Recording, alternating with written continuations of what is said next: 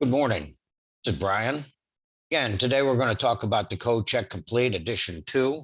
And we're actually going to go to pages 70. Okay. And we're going to be talking a little bit about the ground and the piping that's involved.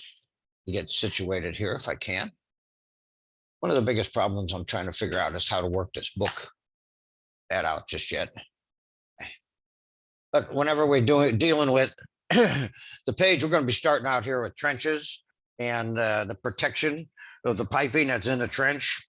And again, some of the things that we need to do is we need to place, the pipe must be placed and supported for their entire length. We want to do that so we don't create sags in there and actually have a blockage. Okay.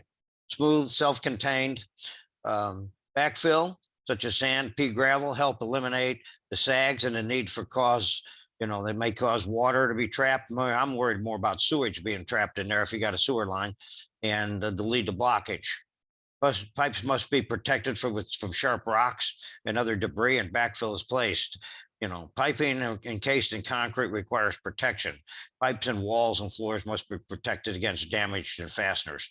One of the situations that I had is that I had a water line that went across my driveway when I first put it in there. It was polyethylene 20 years ago. There was a rock on it, and it took a couple of years, but eventually that rock wore through that piping. And again, even though you don't think there's expansion and contraction at 2 feet or 2.5 feet under the ground, there is, and it created a problem. I had to dig up my driveway and take care of it.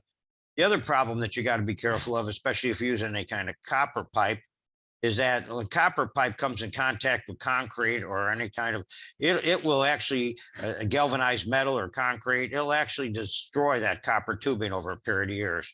Maybe not much at first, but it will do it. And I've seen that happen in several cases where just laying on galvanized pipe or galvanized pipe laying against the copper created that problem. Another situation where that copper line, they ran a soft copper line up to a table in the middle of a floor, and the contractor didn't, insulate that copper line at all.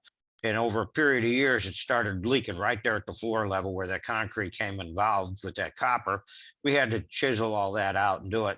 I think it's simply maybe just as enough electrical tape around that copper tubing that's going through the concrete might be enough. But that being said, let's go ahead and stop this.